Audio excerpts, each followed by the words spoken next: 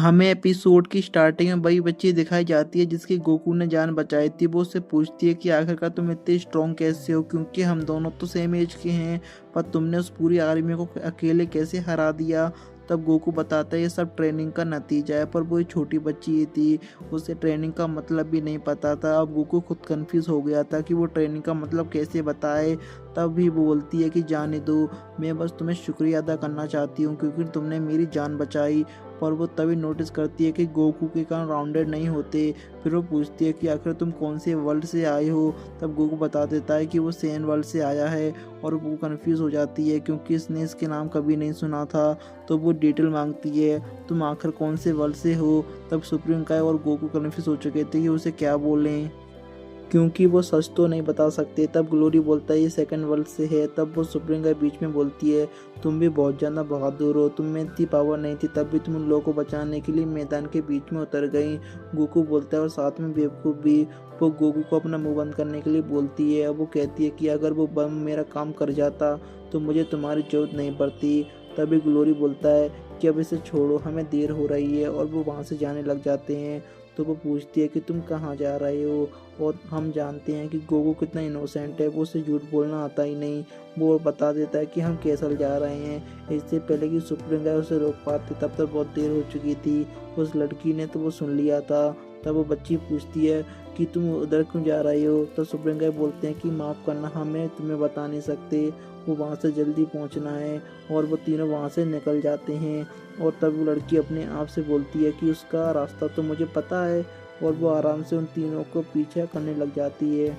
और दूसरी तरफ गोमा की आर्मी पूरी परेशान थी क्योंकि ये छोटा सा बच्चा आके उनकी पूरी आर्मी ख़त्म करके चला गया और उसका कोई नामो निशान भी नहीं है। तभी जेला अपने बाकी लोगों को लगा देता है कि उस बच्चे को ढूंढो, क्योंकि अब बात उनकी इमेज और ईगो पे आ चुकी थी। और दूसरी तरफ हमें दिखाया जाता है कि वो बच्ची अभी भी उन तीनों का पीछा कर रही थी। और तभी गोकू बोलता है कि उसे भूख लग रही है, और फिर वो बच्ची अपना बैग से राइस बॉल निकाल के गोकू को दे देती है। चलो कम से कम ये कोई यूजलेस कैरेक्टर तो नहीं है। और अब उसके गोकू खाना ऑफर कर दिया था तो उसका दिल तो जीत चुकी थी, तो गोकू से रोकता नहीं है इनको पीछे आने से। फिर सुप्रीम गाय पूछते हैं कि तुम्हारा नाम क्या है। तब वो बताते हैं कि मेरा नाम है पांजी। और गोकू इस बात पर हंसता है कि ये कितना वियर्ड नाम है। फिर वो उससे गोकू से पूछती है कि अच्छा तुम्हारा नाम क्या है। तब वो बताता है कि मेरा नाम गोकू है।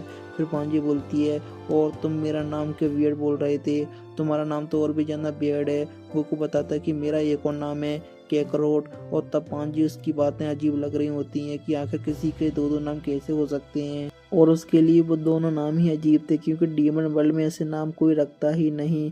फिर पांजी उसे पूछती है कि तुम कौन सी मैजिक ट्रिक यूज़ कर सकते हो।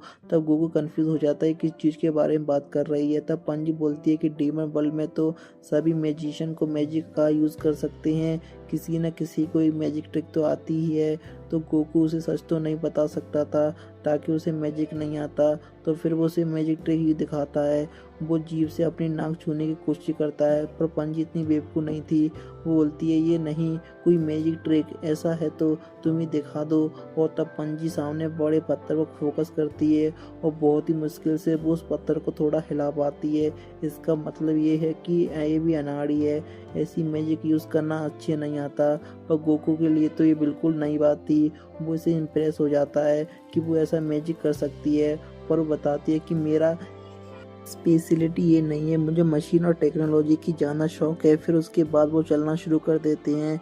फिर थोड़ी देर बाद वो सुप्रीम गाय को देखकर बोलती है कि तुम तो एक काय हो ना, क्योंकि जहाँ तक मुझे याद है गोमा के साथ भी एक काय था। तब सुप्रीम गाय मुंह फेर कर बोलता है अच्छा ऐसी बात है। अब वो उसे कैसे बताए कि वो उन्हीं का छोटा भाई है, क्योंकि अगर उसने ऐसा बता दिया तो लड़की उसको मार मार कर भरता बना देगी। फिर वो लड़की और सवाल पूछती है कि मुझे तो लगा कि सभी यहाँ से जा चुके हैं, और तभी मुझे बहुत हैरानी हुई कि तुम्हें देखकर, इसलिए वो पूछती है कि तुम आखिर इधर क्यों आए हो। और तब सुप्रीम गाय बताते हैं कि हम यहाँ पर घूमने आए हैं। और यहाँ पर पांजी को शक होना शुरू हो जाता है कि आखिर कोई थर्ड वर्ल्ड में घूमने क्यों आएगा, यह तीनों डीमन वर्ल्ड में सबसे बकवास जगह है। इससे पहले वो जानकर निकल पर बताती ग्लोरी से चिल्ला देता है कि अब तुम अपना मुंह बंद रखो, हम परेशान हो चुके हैं तुम्हारे सवालों का जवाब दे देकर। और थोड़ी सी बहस के बाद वो फिर से चलने लग जाते हैं। एक रास्ते पर वो बताती है कि हमें दूसरा रास्ता लेना चाहिए, शॉर्टकट है। इसका मतलब सच में उसे रास्ता पता था और उसे रास्ते में जाते जाते गोमा की बेइज्जती करने लग जाते हैं कि डाबूरा चाहे कितना भी बुरा था पर गोमन जितना बुरा तो बिल्कुल नहीं था। वो लोगों की ज़िंदगी से 9 साल छीन रहा था। अगर वो उसे सिक्के नहीं दे पाते, फिर पांजी बोलती है कि मेरी ज़िंदगी के 9 साल या 900 में तो भी उन्हें सिक्का नहीं देने वाली थी। और बोलती है कि डीमन लगभग 1000 साल जीते हैं और वो उनकी ज़िंदगी के 9 साल छीन रहा था बस 3 सिक्कों के लिए। और ये सुनने के बाद गोकू हैरान हो जाता है, क्या 1000 साल जीने के लिए कोई जाना नहीं है? और आखिर में तुम कितने साल की हो? फिर वो बताती है कि मैं तो बस 82 की हूँ। जी हाँ, ये कोई बच्ची नहीं थी। गोकू हैरान होकर बोलता है कि तुम तो मुझसे भी बड़ी हो। फिर इसके बाद ये चारों पूरी सफ़र करते हैं और आखिरकार एक कैसल पहुंच ही जाते हैं। गोकू उस कैसल को देख के मजाक उड़ाता है, मुझे किसी किंग का पैलेस तो नहीं लग रहा। और ये पता नहीं क्यों पंजी सुन के भड़क जाती है और बोलती है तुम कितने जाना रूड हो। दूसरी तरफ वो कैसल तक पहुंच जाते हैं तो ग्लोरी पंजी को बोलता है कि तुम वापस जा सकती हो क्योंकि कैसल में तुम्हें बहुत ज़्यादा खतरा हो सकता है। पर वो मानने वाली नहीं थी और ग्लोरी बहस करने में मूड में बिल्कुल नहीं था तो वो उसकी बात मान लेता है। कैसल के अंदर जाने से पहले ही 2 गार्ड उसे रोक लेते हैं पर थोड़ी देर बाद ग्लोरी को पहचान जाते हैं। पर उनकी नज़रों में सुप्रीम काय और गोकू अभी भी एक अनजान थे। तो पूछता है कि ये बदतमीज बच्चे कौन है। तभी पंजी उनके पीछे से आती है और बोलती है कि तुम आकर बदतमीजी किसे बोल रहे हो। वो बोलता है कि प्रिंसेस आप यहाँ पर क्या कर रहे हो। और ये सुनने के बाद हम सभी शौक थे और अब ये बात सेंस बनाती है कि ये कोई किंग की इतनी डिफेंड क्यों कर रही थी क्योंकि वो इसके फादर थे। और इसके बाद पंजी उन लोगों को बहुत ज़्यादा डांट लगाती है कि तुम्हारी ऐसे बिहेवियर की वजह से डैड को लोग माफिया किंग बुलाते हैं, तो तुम्हें अपनी बात करने का तरीका थोड़ा सुधारना होगा। और इसके बाद वो बिना दिक्कत कैसल के अंदर चले जाते हैं। फिर हमें अगला सीन दिखाया जाता है वहाँ किंग जहाँ जो खोपड़ियाँ के साथ गोल्फ खेल रहा था। फिर तभी उसका गार्ड उसे बताता है कि ग्लोरी और उसके बाकी दोस्त आ चुके हैं। फिर तभी किंग अपनी चेयर पर बैठ जाता है और ग्लोरी से बोलता है कि तुमने वादा करा था कि तुम एक ऐसे शख्स को लेके आओगे जो मजिन बू को हराने में मदद करेगा, पर मुझे तो इस रूम में ऐसा कोई दिख नहीं रहा। तब ग्लोरी बताता है कि मैं इन दोनों को लेके आया हूँ क्योंकि यही है जिन्हें माजिन बू को मारा था। पर किंग ये देखकर हैरान थे कि ये दोनों पिद्दी तो मेरे को भी नहीं मार सकते, तो ये माजिन बू को क्या मारेंगे। तब सुप्रीम काय बताते हैं कि मैं गोकू जितना पावरफुल नहीं हूँ पर मैं बस उसका साथ देने के लिए यहाँ पर आया हूँ, पर ये मैं गारंटी दे सकता हूँ कि वो गोमा को आराम से हरा देगा।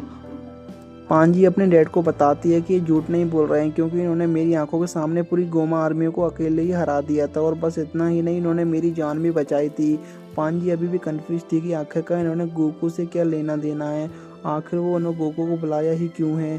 फिर उसके डैड बताने की ग्लोरियस से वादा करा था कि वो किसी ऐसे शख्स को लेके आएगा जो माजिन बू को भी हराने का दम रखता हो। अब पांजी को सारी बातें धीरे धीरे समझ में आ रही थी, गोकू इस वर्ल्ड का है ही नहीं। वो बोलती है कि यही रीज़न है कि तुम्हारे काउंट राउंडेड नहीं है।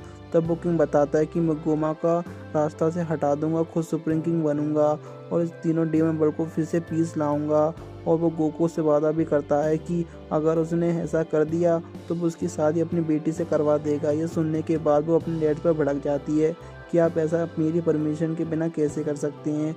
और वो लड़ ही रहे थे कि तभी गोकू बताता है कि वो शादीशुदा है और उसके 2 बच्चे भी हैं। ये सुनने के बाद दोनों हैरान हो गए थे, क्या तुम्हारे वर्ल्ड में इतनी जल्दी शादी हो जाती है। फिर सुप्रीम काय उससे पूरी कहानी बताती हैं कि कैसे गोमा ने उन्हें बच्चा बना दिया और उसके दोस्तों को किडनैप करके लेके चला गया। तो हम यहाँ पर बस इसलिए आए कि ताकि हम गोमा को हरा कर अपने दोस्त को लेके जा सकें, इस वर्ल्ड के ड्रैगन बॉल की विश मांग कर हम फिर से बड़े हो जाएं। तभी किंग बोलता है कि तुम्हारा दिमाग खराब तो नहीं है क्योंकि तुम्हें पता नहीं है कि इसके लिए तुम्हें तावागामी को लड़ना पड़ेगा और तावागामी को इतने स्ट्रांग ही उन्हें खुद गोमा भी नहीं हरा सकता। पर अगर सच है कि अगर माजिन बू को हरा रखा है तो तावागामी को भी हराना उसके लिए कोई बड़ी बात नहीं होगी। फिर वो किंग बोलता है कि ठीक है मैं तुम्हारी मदद करूंगा, पर उससे पहले मुझे तुम्हारा एक टेस्ट लेना होगा। और वो गोकू और बाकी सभी को फाइटिंग ग्राउंड में लेके जाता है। फिर वो गोकू को इंट्रोड्यूस करवाता है कि ये बस दिखने में बच्चा है पर ये सबसे ज़्यादा पावरफुल है, तो तुम होल्ड बैक मत करना। और वो एक रूल भी बताता है कि कोई भी हथियार का यूज़ नहीं करेगा क्योंकि वो नहीं चाहता कि गोकू मारा जाए, पर गोकू का कुछ और ही मानना था। तो वो बोलता है कि उन्हें जो यूज़ करना है वो यूज़ करने दो, इससे मेरी अच्छी खासी ट्रेनिंग हो जाएगी। और बैटल ग्राउंड में उतरने के बाद गोकू जो उनका हाल करता है वो देखने लायक था। वो उन्हें बिना किसी दिक्कत के हरा देता है। यहाँ तक कि हमें सुपर सीन की ग्लम्स में देखने के लिए मिलते हैं और वो देख के सभी हैरान। और सुप्रीम के ग्राउंड को जैसे उन्होंने प्रॉमिस करा था वो उन्हें प्लेन लेकर ला देता है, पर प्लेन की कंडीशन इतनी सही नहीं थी और प्लेन की साथ साथ वो उन्हें खाना पानी और बाकी सामान भी देता है। तब सुप्रीम किंग एक रिक्वेस्ट करते हैं कि शायद कुछ दिन बाद हमारे दोस्त भी यहाँ पर आ जाएंगे, पर उन्हें यहाँ का पिन नहीं पता, तो क्या तुम कुछ कर सकते हो। तभी वो अपने एक चेले हाई बीस को बुलाता है जो पागलों की तरह इधर उधर डांस कर रहा था। फिर किंग हाई बीस को ऑर्डर देते हैं कि तुम इनके वर्ल्ड में जाके इनके दोस्त को लेके आ जाओ, पर वो बोलता है कि अभी जाना जरूरी है क्योंकि मुझे तो पार्ला जाना था, इसके वर्ल्ड पूरा खतरे में है और इसे मेकअप की पड़ी है।